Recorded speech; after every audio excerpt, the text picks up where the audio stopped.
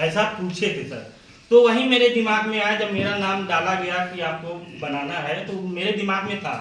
तो उसी को ध्यान पे रखते हुए एक छोटा सा हम टेलम बनाए हैं। जैसे गणित में सूत्र होता है उसी तरीके से हमको लगता है भाषा शिक्षण के लिए भी एक सुबोपली एक सूत्र ही है।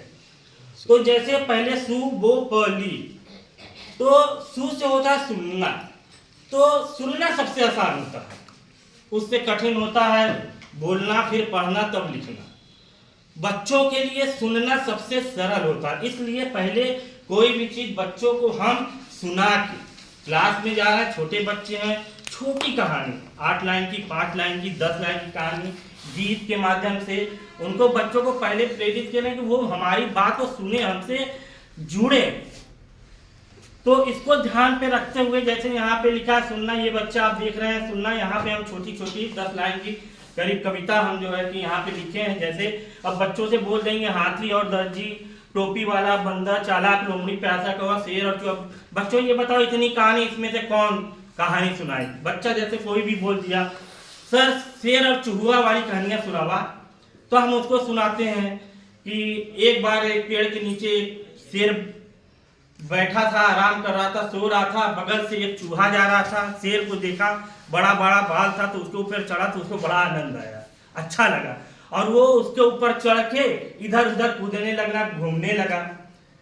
तो ये बात जब शेर की नींद खुली, कहा कौन मेरे ऊपर ऐसे कूद रहा है, उसकी नींद खुली तो देखा एक छोटा सा चूहा उसके ऊपर जो है कि कूदा। कहा वो बड़ा गुस्सा है, अरे मैं जंगल का राजा, इतना मजबूत आदमी, ये छोटा सा एक अंगुल का चूहा मेरे ऊपर जो है कूद रहा है, इसको तो मैं मार डालूंगा।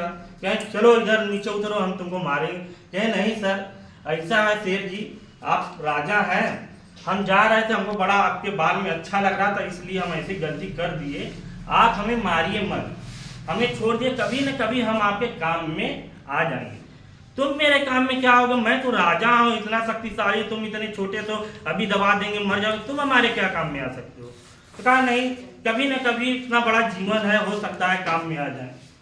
तो शेर बोला ठीक है, छोड़ देते हैं, देखेंगे, हमें लगता तो नहीं तुम कभी मेरे काम में आओगे। तो शेर छोड़ देता है रहम खा के। एक दिन एक शिकारी जो है कि जाल बिछाया हुआ था और शेर उधर से जा रहा था, जाल में फंस गया और वो वहीं चिल्ला रहा था, दहाड़ रहा था, बचाओ बचाओ। तो चूहा उधर से जा रहा था, जब देखा अरे ये तो वही शेर है जो एक बार हमको मारना चाह रहा था लेकिन मेरी जान बख्श दी, तो मेरा भी फर्ज बनता है कि हम इसकी जान बचाएं। और चूहा जाता है और उस जाल को काट देता है, फिर शेर बड़ा खुश होता है। तो इस कहानी से हमको ये शिक्षा मिलती है, कभी भी अपने छोटे को देख के उसे छोटा न समझिए कि हम आज बहुत बड़े शक्तिशाली हैं, मेरे आगे इनकी कोई औकात नहीं, ऐसा कभी नहीं सोचना चाहिए। कभी भी या छोटा हो या बड़ा हो, कभी भी आपके काम आ सकता है। तो ऐसी कहानी हम सुनाएंगे। तो ये हो गई सुनने की बात। अच्छा सुन, और फिर हो गई बोलना। जब हम इस कहानी को सुनाते हैं, इसी कहानी से संबंधित ये हम जैसे ये निकाले हैं, अब ये कहानी तो शेर, जाल, शिकारी, चूहा सब हम ला दिए। हाँ सर, तो जैसे अब बच्चों को ये दिखाएंगे कि ये बोलेगा, तो हम पूछेंगे जाल, मतलब जाल जो है इसका पहला अक्षर क्या है, तो वो बोलेगा ज है। तो हम यहाँ पे कहेंगे बेटा ये ज कहाँ है, तो इसमें से वो खोजेगा ये ज, इसका मतलब वो पढ़ने और पहचानने आ गया। फिर जब उसको पढ़ने भी आ जाएगा, पहचानने भी आ जाएगा, तो यहाँ पे ज ये है, तो ज लिखते कैसे हैं वो यहाँ पे हम बताएंगे। ये इस तरीके से उसको जो है लिख के हम बताएंगे कि ज ऐसे होता है, ठीक है। तो ये करके यहाँ पे मिटा दें। तो ये हम थोड़ा कोशिश किए हैं, अगर इसमें कुछ त्रुटि हो तो मनोज सर क्षमा करिएगा।